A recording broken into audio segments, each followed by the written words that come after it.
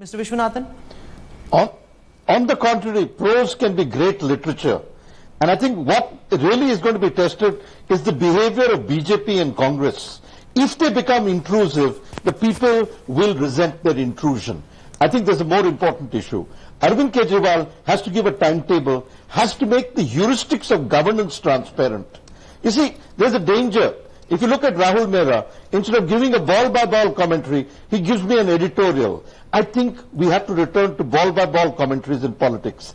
Every step has to be examined, scrutinized. And if Arvind can make that transparent, even if he fails, the people will back him into the second round. Because today the cynicism of our politics is over. You see, if you look at Sheila Dixit, she's a forlorn figure. She looks like an abandoned headmistress of some school. Arvind Kejriwal is today at the center of history, and the people are going to make history for him. A lot of the problems are not as difficult as made out by the Congress and the BJP. They're quite simple. They can be solved. And if he has the determination to solve them, he will do it. Okay, Virsang, we want to see something we haven't seen so far.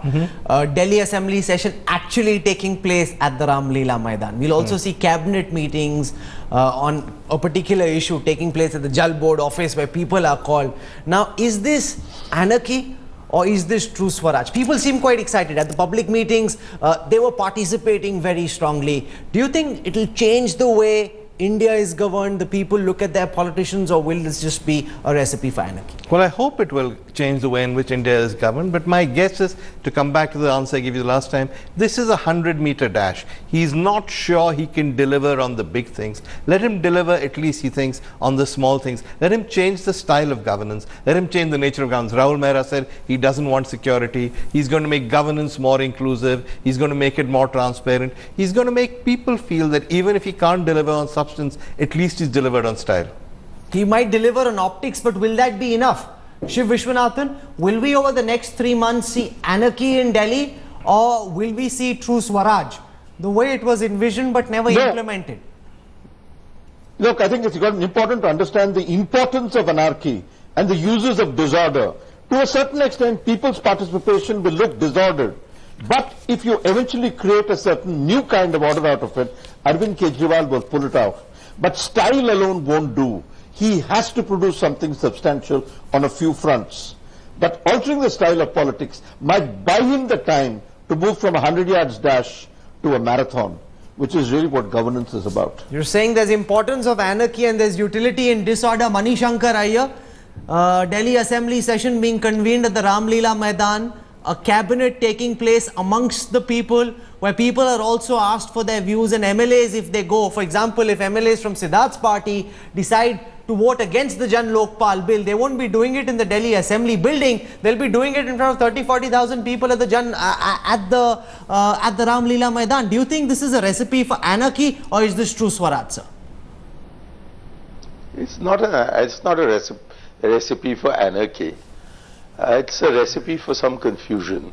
The fact is that holding the first meeting of the assembly in some large ground is a game that has been tried by several. I remember the AGP doing it. I remember others doing it, these parties that come up from behind. The first dramatic gesture is to do it with a way in which Nero used to run those circuses.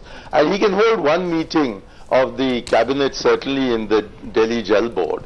But then as we get on and we find that governance is largely a question of reconciling differing opinions that are coming from different departments or ministries, he's going to discover the need to conduct meetings of the cabinet, meetings with his officers, in a certain element of confidentiality with a view to working out a consensus.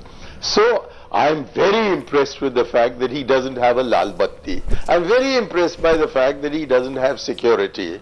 But I'll get used to him without a lal batti and without security. I would want to see what in substance he is delivering. And I withhold my judgment. I honestly do. You think I'm playing with words, I'm not. I think it was naive on your part to imagine that unconditional support means that he can do whatever he likes, but we are going to be supporting him. We've given him unconditional support to form the government. Now, let him perform. So long as his performance is good, our support is assured. And I'm very glad that he stopped the BJP. I'm very glad he has indicated a preference for the Congress over the BJP. That in itself is such a noble contribution that I wish him well. Okay. Rahul Mehra, anybody who's covered government or been in government will tell you, and as Manishankar Iyer just said, governance and actually running a cabinet is about reconciling different opinions put out by different bureaucrats, put out by different ministers. Now, if you were to do a big tamasha, do a cabinet meeting on a controversial issue amongst people, now how will that lead to the evolution of a consensus? There will be grandstanding. People will take hard positions because that's what they want to tell their voters, their electorate. How will we see any substantive decision making? All this optics is okay, but what about the real substance? Especially if Kejriwal will constantly be playing to the galleries. Rahul.